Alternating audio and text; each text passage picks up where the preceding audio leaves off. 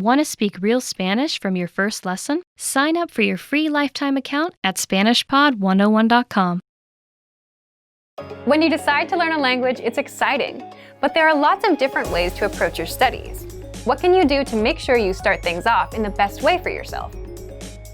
In this video, we'll cover 6 things for you to consider to get you started on the right foot. First, what is your reason for learning? Thinking about your why for studying a language can be so important. If you know why you're doing something, it becomes easier to create goals. There are lots of reasons to learn a language: travel, family, friends, love, and even the experience of living in a new country. Clarifying your reason for learning helps you define your mission and gives you motivation right from the start.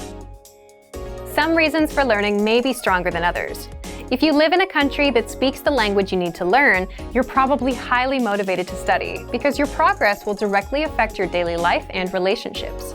If, however, your reason for learning is something like, I want to be able to watch TV shows in that language, your motivation might not be as high as the person in the first example, but that's okay.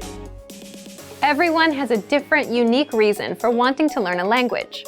Take some time to understand what you want to get out of your studies. This is a helpful first step. Second, set the right goals. Once you've clarified your reason for learning, it's time to set your goals. Don't make goals like, I want to be fluent one day. This type of goal is problematic because there's no deadline for the goal, no clues about how you'll achieve your goal, and no way of knowing when you've reached fluency. Your goals need to be small, measurable, realistic, and have a deadline. Try making monthly goals instead of yearly goals. Saying, I want to be fluent one day isn't helpful. Instead, make a goal like, be able to speak for 1 minute by the end of the month. A goal like this gives you a target, a skill to develop, and a deadline. You have 1 month to practice your speaking skills enough to be able to talk for 1 minute. You can set a timer and track how long you're able to speak. This is also a realistic goal. Learning enough to speak for 1 minute in 1 month is reasonable. You can even think of how you might reward yourself for achieving the goal. Third, reward yourself for achieving your goals.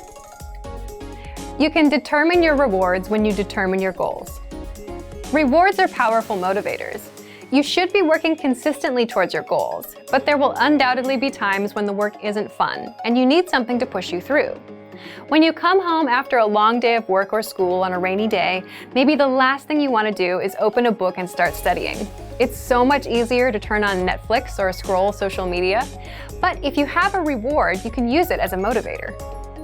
As mentioned before, it's important to remember why you're learning a language and what your goals are. For many people, thinking about the rewards they'll get along the way boosts their motivation. If you give yourself something to look forward to, it can help you get through the times you may not feel like putting in the work. Fourth, match your routine to the study medium. The word routine here refers to your everyday routine. You need to understand your personal schedule and your personality to make a study schedule that's right for you. It may come as a surprise that this is a step where many people fail. They think they can do a lot more than they actually can, get overwhelmed, and quit. In the end, the people who give up after just a few weeks of hard study are only able to do a fraction of what they planned to be able to do. It can be tough to understand your own limitations. We all like to think we're capable of doing anything we put our minds to, at any time, on any day. But the reality is, there will be times when we're tired, bored, or just don't feel like studying. We need to be able to plan for times like these. To do that, we need to understand our own limitations. Try this. Write out your weekly schedule. Where do you have some existing time that you can spend on studies? For example, maybe you have some time on your commute every day, or sometime during a lunch break. If you're super busy, like most people, look for places in your day that naturally make sense, instead of trying to create a whole new block of time to devote to your studies. Maybe it's when you visit a cafe, or when you're on the bus or train. See if there's a place where you can match the medium, the learning method, to your existing routine.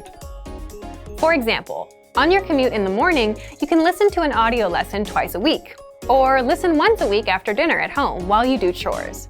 Break out some vocabulary flashcards during lunchtime. Maybe you can even find a weekend class. Which brings us to our fifth point. Fifth, anchor points. These are the connections you make to a language that boost your motivation and keep you attached or anchored to your goal.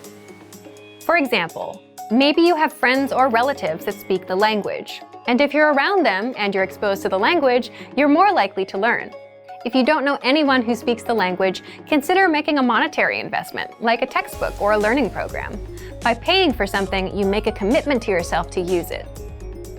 Sixth, assessment. It's good to know where you are in your studies and determine if you're making progress. If you're not moving forward, maybe the methods you're using aren't quite right for you. Or maybe you need to find new ways to add studying into your routine to give you more opportunities to learn.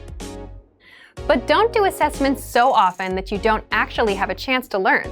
For example, if you take a test once and get a score you're not happy with, don't immediately take the test again. Give yourself time to study and develop your skills more. Then you can come back and try again. Assessment is a great way to keep yourself on track, but don't let tests take over your studies. In this video, we talked about 6 things to consider when you start learning a language. Figure out your reason for learning, set good goals, and choose rewards. Have anchor points, and make sure to match your routine with the medium of study. And finally, make sure you have the proper approach to assessment of your progress. And for more ways to get started learning on the right foot, check out our complete language learning program. Sign up for your free lifetime account by clicking on the link in the description.